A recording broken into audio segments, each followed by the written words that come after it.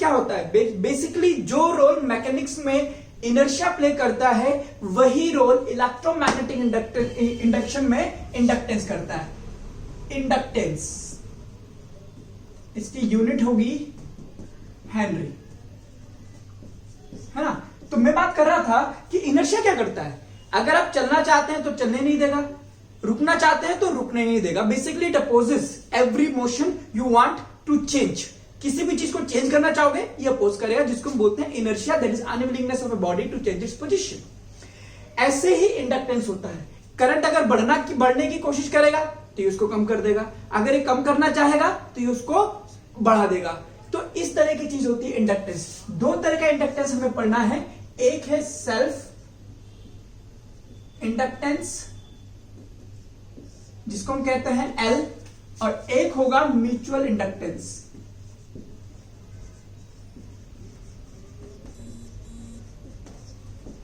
जिसको हम कहते हैं M। अब क्या होता है, सपोज करो ये आपने एक कॉइल ली,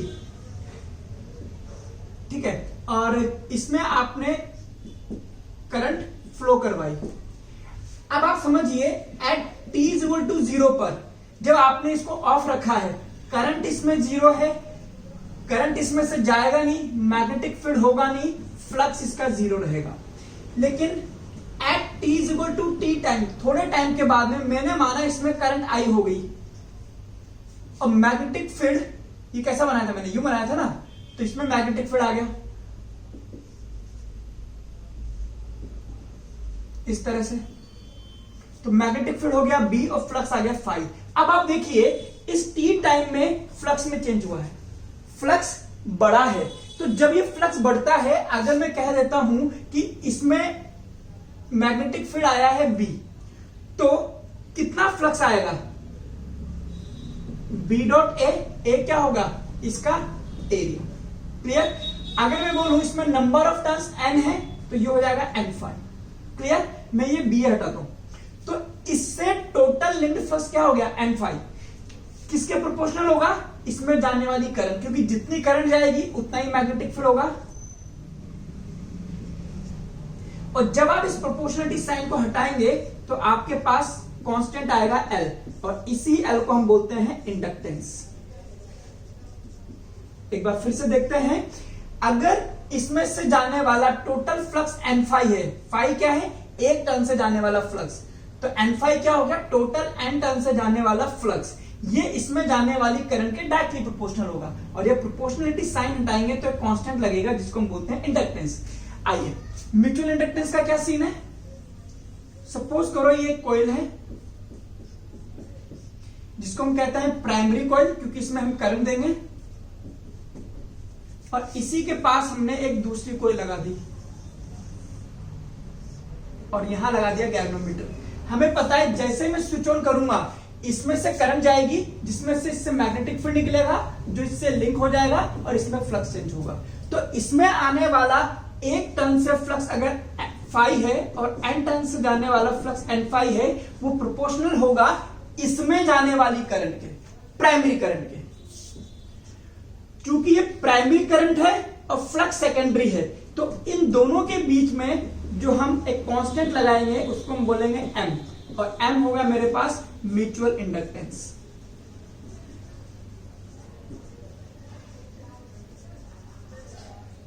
खुद की करंट, खुद का ही मैग्नेटिक फील्ड, सेल्फ इंडक्टेंस। क्योंकि फ्लक्स चेंज होगा, फ्लक्स चेंज होगा तो इसको अपोज करने के लिए यहां पर एक वोल्टेज डेवलप होगा जिसको हम बोलेंगे इंड्यूस ईएमएफ, है ना। यहां पे भी एक वोल्टेज डेवलप होगा, ये सेल्फ इंडक्शन की वजह से आया है। अब फ्लक्स इसकी वजह से चेंज हुआ है, बट यहां पे भी एक इंड्यूस ईएमएफ आएगा, इसको हम बोलेंगे म्यूचुअल इंडक्शन। क्लियर। ओके, लिख लीजिए पहले आप ये सब, स्क्रीन को पॉज करके लिख लीजिए। आइए अब अगर मैं इंड्यूस ईएमएफ निकालना चाहूं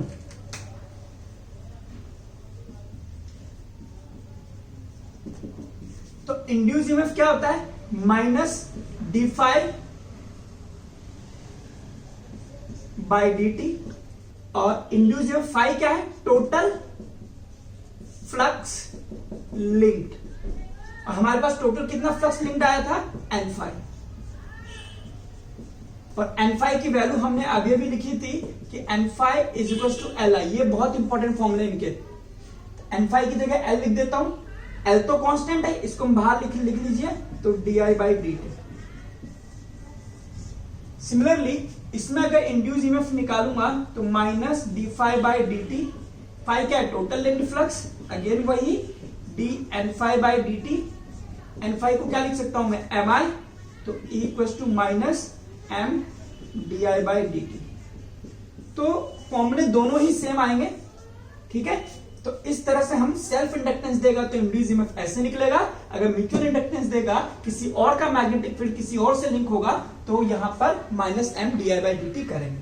लिख लीजिए बेटा इसको। क्वेश्चन है, एक्चुअली डेरिवेशन है जो मैं क्वेश्चन की फॉर्म में करा देता हूं। आइए देखिए, calculate mutual inductance for a coaxial solenoid. Calculate mutual inductance for a coaxial solenoid if current in the primary coil is I. ठीक है, as shown in the figure. Suppose करो आपके पास में ये कोई सोलेनॉइड है और इसमें करंट जा रहा है हमारे पास, या ऐसा करो, ठीक है, करंट इसमें नहीं डालेंगे, इसमें हमने लगा दिया गैल्वेनोमीटर, ठीक है। इसमें नंबर ऑफ टर्न्स हमने माने N, और एक और कॉइल इस तरह से रखी हुई है,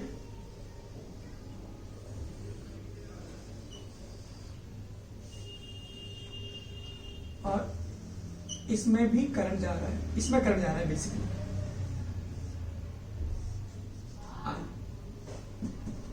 ठीक है। बाहर वाली का एरिया है A2, अंदर वाली का एरिया है A1, ठीक है। और नंबर ऑफ टर्न्स आप चाहें तो अलग अलग ले सकते हैं। ये प्राइमरी कॉइल है, इसमें ले लेते हैं N1। एक बार देख लो, आपको दिख रहा है, नहीं दिख रहा, हाँ। ये है N2, तो इसको भी हम A2 ले लेते हैं, इसको हम A1 ले लेते हैं, ठीक है। तो साफ साफ दिख रहा है, इसमें करंट जाएगा तो रेड वाली का फ्लक्स आएगा इस तरह से,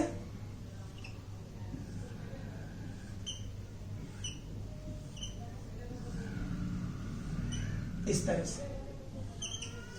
तो मुझे निकालना है बेसिकली म्यूचुअल इंडक्टेंस, तो मैं लगाऊंगा N∅ is equal to Mi, तो M हो गया N∅/I। M क्या है, लिंक्ड फ्लक्स,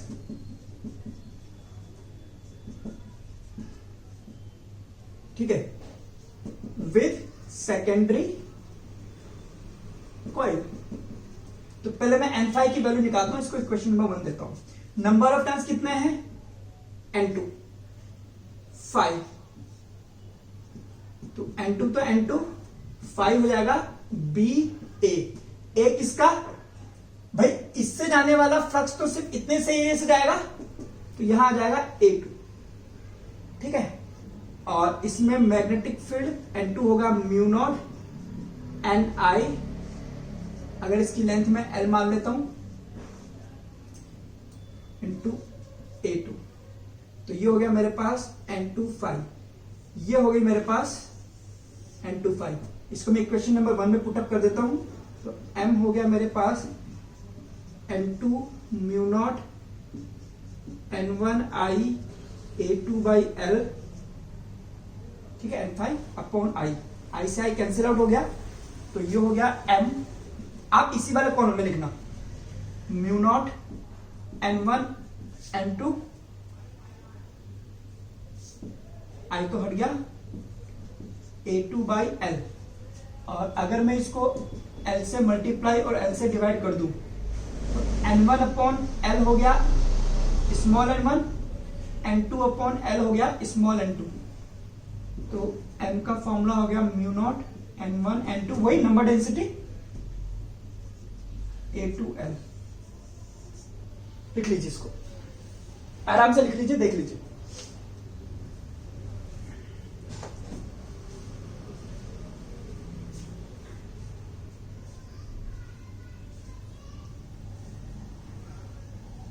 आइए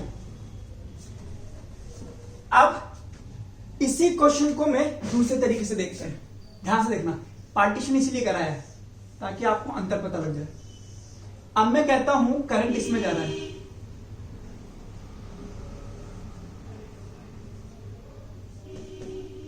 ठीक है। नंबर ऑफ टर्न्स इसमें ले लिए मैंने N2, एरिया A2 ले लिया, डेटा सेम ले रहा हूं, है ना। और लेंथ L है, और ये आपके पास कोएक्सियल बड़ी वाली सोलेनॉइड है, और इसमें करंट नहीं जाएगा। इसमें इंड्यूस ईएमएफ हम कैलकुलेट करेंगे गैल्वेनोमीटर लगा करके। अगेन ये आपके पास N1, एरिया A1, ठीक है। अब मुझे फिर से इसमें म्यूचुअल इंडक्टेंस निकालना है। मुझे पता है N5 is equals to Mi, तो M is equals to N5 upon I। मैं क्या करूंगा, N5 निकालूंगा। N5 क्या है, लिंक्ड फ्लक्स, किससे, सेकेंडरी, है ना। तो linked flux with larger coil या सोलेनॉइड, उसी में तो निकाल रहे हैं। इसमें क्या था, विद स्मॉलर, क्योंकि छोटी वाले में निकाल रहे हैं ना, है ना। इंड्यूस ईएमएफ इसमें निकाल रहे हैं, म्यूचुअल इंडक्टेंस, ठीक है। ओके, तो N5 निकालता हूं। नंबर ऑफ टर्न्स कितने हैं, बड़ी वाली में N1, 5 क्या हो गया, B डॉट A। अब ये एरिया कितना आएगा, मुझे पता है बेटा, इसमें से फ्लक्स निकल रहा है। क्या ये फ्लक्स, ध्यान से सुनना, क्या ये फ्लक्स पूरे A1 से जा रहा है या सिर्फ इतने वाले पार्ट से जा रहा है। यहां पर क्या था, फ्लक्स पूरे से जा रहा था, बट लिंक छोटे वाले से इतना ही हुआ, तो हमने ये लिया। इसमें जा ही इतने से रहा है, तो लिंक्ड भी इसी से होगा। इस पूरे A1 का सिर्फ इतना पार्ट ही लिंक्ड हो रहा है, इसलिए मैं यहां पर लिखूंगा A2। यही इन दोनों में फर्क है। रुक जाएगी, ठीक है। यहां पर पूरे से फ्लक्स जा रहा था, तो छोटे वाले के हिस्से में A2 आया। इसमें छोटे वाले से फ्लक्स जा रहा है, तो बड़े वाले के हिस्से में तो इतना ही आएगा ना। टोटली पूरा का पूरा फ्लक्स लिंक्ड हो गया, क्लियर।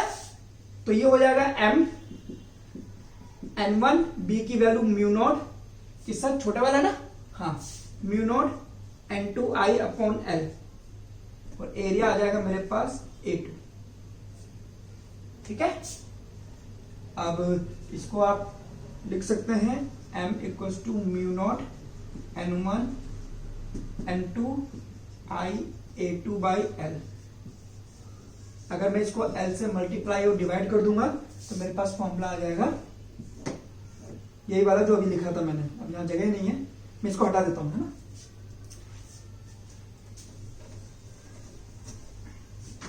तो M mu not N1 N2 I तो कट जाएगा ना, क्या कटेगा, mu not N1 N2 A2 और L। यानी कि इस केस में और इस केस में, दोनों ही केस में M की वैल्यू सेम आएगी। इसको एनसीईआरटी में M12 is equal to M21 करके एक्सप्लेन कर रखा है।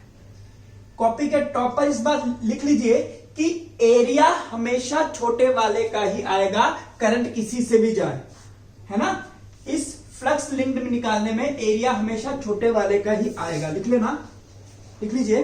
फ्लक्स किसी से भी लिंक्ड हो, फ्लक्स किसी से भी लिंक्ड हो, बट एरिया हमेशा छोटे वाले का ही आएगा, क्योंकि उतना ही फ्लक्स मैक्सिमम जा सकता है, ठीक है। चलिए सर, इसीलिए मैंने इन दोनों को कंपेयर करके दिखाया आपको। डालिए energy stored in the inductor, energy stored in the inductor. आइए समझिए, ये आपके पास एक इंडक्टर है और ये आपने एक वोल्टेज सोर्स लगाया है और ये करंट। समझिए क्या होता है, पूरा मैकेनिज्म समझाता हूं। यहां पे अभी करंट क्या है, 0, ठीक है, कोई दिक्कत नहीं। जैसे मैंने कहा कि इससे मैक्सिमम 5 एम्पीयर की करंट जाती है। जैसे करंट 1 एम्पीयर की आएगी, इसमें से फ्लक्स आने लग जाएगा। क्लियर? इसमें फ्लक्स चेंज होगा तो इसमें एक इंड्यूस ईएमएफ आएगा जो उल्टी डायरेक्शन में आएगा, यानी कि एक्सटर्नल को अपोज करेगा। ठीक है, 1 से 2 जाएगा, ये और बढ़ेगा और अपोज करेगा, 3 जाएगा और अपोज करेगा, 4 जाएगा। अब 4 से करंट गई 5, इसने फिर से अपोज करा। ठीक है, तो देख रहे हो ये अपोज कर रहा है। अब 5 ही रह जाएगी तो कोई दिक्कत नहीं है, फिर तो फ्लक्स चेंज नहीं होगा, इंड्यूस करंट भी नहीं आएगा। क्लियर? अब 5 से जैसे ही 4 आएगी, ये फिर से इसी करंट को, पहले क्या कर रहा था कि जब ये करंट बढ़ रही थी तो इंड्यूस करंट इसको अपोज करेगी, जब ये करंट कम होगी तो इसी डायरेक्शन में करंट देगी और इंड्यूस ईएमएफ ऐसा आ जाएगा।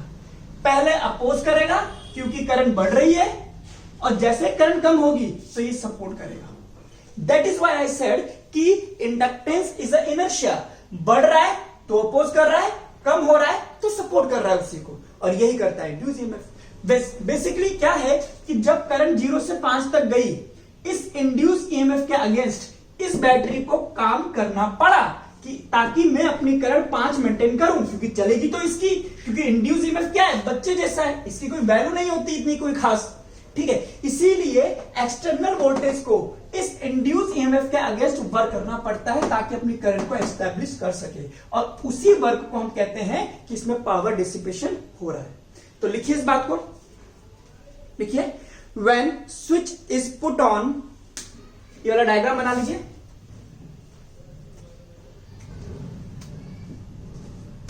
When switch is put on, current through the inductor,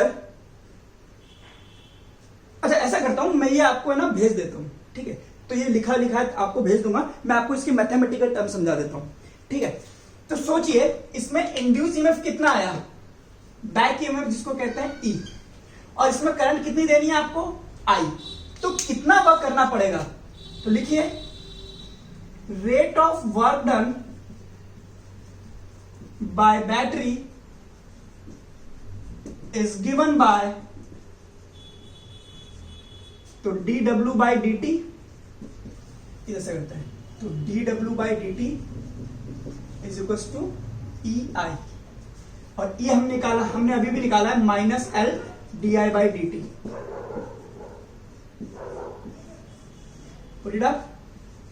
dw by dt, E की वैल्यू रखिए minus L D I by D T multiplied by I, D T से डी टी कैंसिल, तो work done हो गया minus L I D I. Okay, अब आपको पता है इसमें करंट एकदम से तो जाएगी नहीं 5 एम्पियर, तो यहां मैं मान लेता हूं t इज इक्वल टू 0, और यहां पे इसको t टाइम लग गया अपनी करंट को एस्टैब्लिश करने में।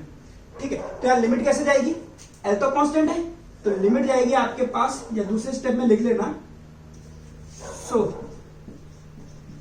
Work done is integration of D W minus L I D T.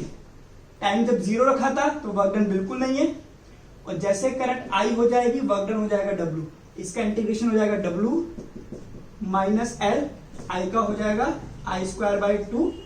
ठीक है, upper limit minus lower limit, तो वर्क डन हो गया हाफ एल आई स्क्वायर। तो इतना वर्क इसको करना पड़ेगा जो लॉस हो जाएगा। ठीक है, अभी लॉस हो गया हमें पता है, इसलिए मैं इसमें मैग्नीट्यूड को हटा दूंगा। ठीक है प्रणव, टेंशन मत लेना। So this is the work done, तो हम सिर्फ मैग्नीट्यूड की बातें कर लेंगे, ऐसे कर लीजिए। ठीक है, लिख लीजिए इसको। This work is stored as a electrical potential energy of the circuit. This work is stored as a electrical potential energy of the circuit.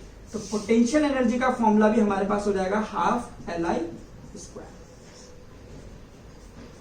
ठीक है, तो 10th क्लास में हमने एक टॉपिक पढ़ा था डायनेमो, यानी कि जनरेटर, मोटर, वो सारी चीजें। सेम कॉन्सेप्ट यहां पर भी है, मैकेनिज्म, वर्किंग, सब कुछ एक है, सिर्फ एक चीज नहीं है। ठीक है, तो वो हम इसको करा देते हैं। हेडिंग डालिए डायनेमो। या पहले ही समझिए मोटर क्या करती है। मोटर का बेसिक फंक्शन क्या है, आप क्या करते हैं, स्विच ऑन करते हैं और फिर वो पानी खींचती है। पानी खींचती है मतलब वो घूमता है, घूमता है मतलब मैकेनिकल वर्क हो रहा है। तो आपने क्या दिया इसको, इलेक्ट्रिकल एनर्जी। इसने आपको क्या दिया, मैकेनिकल एनर्जी। तो बेसिकली मोटर का फंक्शन है इलेक्ट्रिकल एनर्जी को मैकेनिकल एनर्जी में चेंज करना। और जनरेटर इसका उल्टा काम करता है। जनरेटर में आप डीजल या कोई भी फ्यूल डाल करके उसको घुमाते हो, यानी कि आपने उसको मैकेनिकल एनर्जी दी है।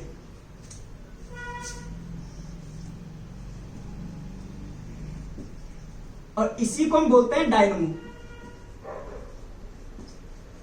और ये आपको देगा इलेक्ट्रिसिटी यानी कि इलेक्ट्रिकल एनर्जी। तो ये बेसिक डिफरेंस होता है मोटर और जनरेटर। लिख लीजिए पहले इसको।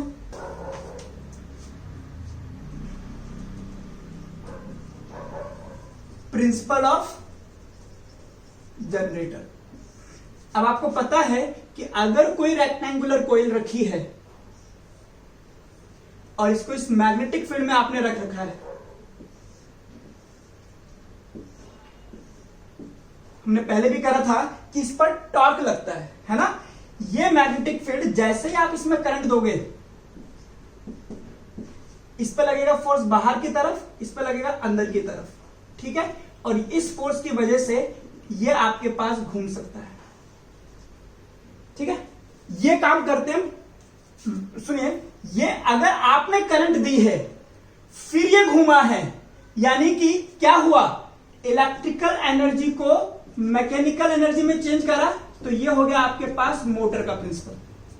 देखिए हमें क्या पढ़ना है, जनरेटर। जनरेटर में हमारे पास मैकेनिकल एनर्जी होगी, उससे हम इलेक्ट्रिकल एनर्जी बनाएंगे। यानी कि हम क्या करेंगे, यहां पर एक शाफ्ट लगा देंगे, ठीक है। शाफ्ट बेसिकली आप कोई चीज मान लीजिए कि ये शाफ्ट है और इसके ऊपर मैं इसको माउंट कर दूंगा और मैं इसको घुमाऊंगा। अब ये घुमाऊंगा तो मेरा हाथ घूम रहा है, ये देखिए घूम रहा है ये। तो इस तरह से हम इस शाफ्ट को घुमाते हैं। इस शाफ्ट को घुमाने के लिए आपको फ्यूल चाहिए, डीजल चाहिए, जो भी चाहिए। तो ये समझ लीजिए कि मैंने शाफ्ट को घुमा दिया, यहां से शाफ्ट लगाई है इस तरह से और मैंने इसको घुमा दिया है ओमेगा से। जब ये घूमेगा तो फ्लक्स चेंज होगा। अभी कितना मैग्नेटिक फील्ड जा रहा है, पूरा का पूरा जा रहा है। जब ये घूमेगा तो जीरो हो जाएगा, फिर ये फ्लक्स मैक्सिमम हो जाएगा जीरो, यानी कि इसके घूमने से इसमें जाने वाला फ्लक्स चेंज हो रहा है। और फैराडे बोलता है जब भी फ्लक्स चेंज होगा इंड्यूस ईएमएफ आएगा। तो अगर ये ओमेगा से घूम रहा है तो इसमें आने वाला इंड्यूस ईएमएफ कितना होगा वो हमें निकालना है। लिख लीजिए इसको, बना लीजिए पहले। समझिए इसमें नंबर ऑफ टर्न्स n है और मुझे निकालना है इंड्यूस ईएमएफ। तो एक कॉइल अगर हमने लगाई है तो उसमें कितना फ्लक्स चेंज होगा, माइनस d∅dt, ठीक है। अगर मेरे पास n टर्न्स है तो नंबर ऑफ टर्न्स n है तो माइनस n d∅dt। फाइ क्या है, b डॉट ए। अब ये जिस स्पीड से घूमेगा तो उसी स्पीड से एंगल भी घूमेगा, यानी कि बी ए कॉस थीटा, और थीटा की वैल्यू हो जाएगी ओमेगा टी, तो फाइ हो जाएगा B A cos omega T. Value यहां रख दीजिए, minus N D B A cos omega T by D T, minus N B और एरिया कांस्टेंट है। कोस ओमेगा टी का डिफरेंशिएशन बोलिए, minus sine omega T, minus sine omega T into omega, minus minus cancel कर जाएगा, तो ये हो गया N B A omega sine omega T. तो ये आ गया induce EMF N B A omega sine omega T. लिख लीजिए, स्क्रीन को पॉज कीजिए, लिखिए। ओके, अब कॉपी के टॉप पर एक बात लिख लीजिए। क्या चीज, कि कभी भी मैग्नेटिक फील्ड में कोई भी चीज घूमती है तो उसमें बिजली अपने आप बनेगी। यानी कि इंड्यूस ईएमएफ का फॉर्मूला हो गया N B omega sine omega T. Copy के टॉप पर लिखिए, कभी भी कोई चीज मैग्नेटिक फील्ड में ओमेगा वेलोसिटी से घूमे, कभी भी कोई चीज मैग्नेटिक फील्ड में ओमेगा वेलोसिटी से घूमे तो इंड्यूस ईएमएफ का एक ही फॉर्मूला है, N B A omega sine omega T. ठीक है, जितना तेज घुमाओगे उतना ज्यादा बनेगा। आप तेज नहीं घुमा सकते, आप बड़ी कॉइल लीजिए, एरिया बढ़ा दीजिए। आपको एरिया नहीं बढ़ाना, आप मैग्नेट बढ़ा दीजिए। आपको मैग्नेट नहीं बढ़ाना, आप नंबर ऑफ टर्न्स बढ़ा दीजिए, उससे आप इंड्यूस ईएमएफ बढ़ा सकते हैं। लिख लीजिए। ओके, अब यहां पर हमारे पास दो तरह के जनरेटर बनेंगे। ठीक है, एक ऐसा जो डीसी दे, एक ऐसा जो एसी दे। तो लिख लीजिए जनरेटर में, पहला लिखिए आप एसी जनरेटर। लिखिए एसी जनरेटर, क्या कंस्ट्रक्शन होता है उसका? एक हेवी मैग्नेट, एक कॉइल, ये आपने पढ़ा हुआ है 10th क्लास में, कोई नई चीज नहीं पढ़ा रहा मैं। ठीक है, इस कॉइल को एक सॉफ्ट आयरन कोर के ऊपर माउंट कर देते हैं। क्या मतलब हुआ? जैसे ये सॉफ्ट आयरन कोर है और इसी के ऊपर कई सारी कॉइल आपके पास इस तरह से माउंट कर देगा।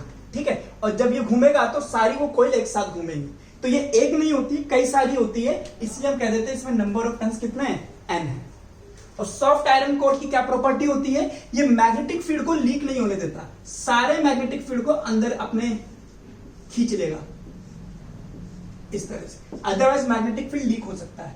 तो सॉफ्ट आयरन कोर के ऊपर इसको माउंट कर देते हैं। ठीक है, और हम क्या पढ़ रहे हैं? जनरेटर, है ना।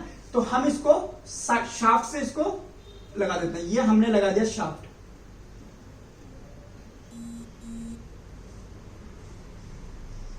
और ये रहा मेरे पास शाफ्ट। ये समझ लीजिए कि यहां से मैंने एक शाफ्ट, ये जो चीज थी शाफ्ट, इसके अंदर इस तरह से इसको डाल दिया और इसके ऊपर मैंने दो रिंग्स बना दी हैं और इस रिंग को हम बोलते हैं स्लिप रिंग। स्लिप रिंग, इसको मैं बोल देता हूं S1, इसको मैं बोल देता हूं S2।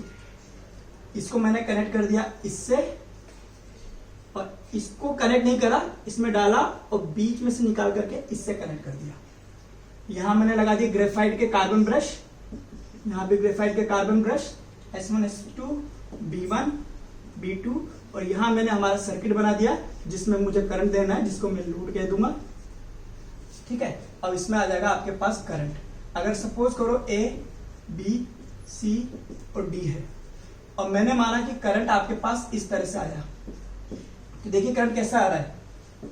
D से C, C से B, B से A, A से कहां गया? S1, S1 से कहां गया? B1, B1 से गया वो X2Y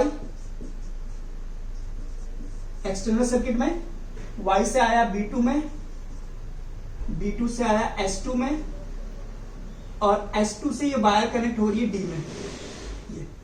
ये हो गया मेरे पास फर्स्ट हाफ रोटेशन। यानी कि जब ये घूम करके ऐसा आएगा, समझना, ये वाली जो आर्म है ये बाहर आ रही है, और जब ये आर्म मैग्नेटिक फील्ड के बाहर आ रही है तो करंट बी से ए आ रहा है। ठीक है, तो ये आ गया फर्स्ट हाफ में, और जब ये ऐसे आएगा, अब ये आर्म अंदर जा रही है मैग्नेटिक फील्ड के, यानी कि अपोजिट हो गया, है ना, बी से ए। तो अगले हाफ रोटेशन में ये करंट बदल जाएगा। नेक्स्ट हाफ रोटेशन, ये सब पढ़ा हुआ है आपका, इसलिए मैं ज्यादा डीप में नहीं जा रहा हूं इसमें। और इसकी करंट को बदल दीजिए आप, सब कुछ सेम है, करंट बदल जाएगी तो आउटर सर्किट में भी बदल जाएगा। तो B C D S2 B2 Y X, X से B1, B1 से S1, S1 से A, और ये, बट करंट बदल जाएगा, यानी कि उल्टी डायरेक्शन में। ये देखिए, पहले करंट X से Y, फिर Y से X, इसे हम बोलते हैं AC। लिख लीजिए इसको। और आप देख भी रहे हैं इस इंड्यूस ईएमएफ का फॉर्मूला क्या आएगा? NBA sign omega T. अगर आप इंड्यूस करंट का ईएमएफ का कर्व खींचेंगे तो साइनसोइडल कराएगा, ठीक है। और अगर आप करंट की वैल्यू निकालना चाहें तो ई बाई आर से निकाल सकते हैं, यानी कि N B A omega, sorry omega लिख लेना, sine omega T upon R. तो ये आपके पास करंट का भी कर्व आ जाएगा। तो ये ई का कर्व, ये आई का कर्व, दोनों सेम फेज में। लिख लीजिए इसको। आइए हेडिंग डालिए, डीसी जनरेटर।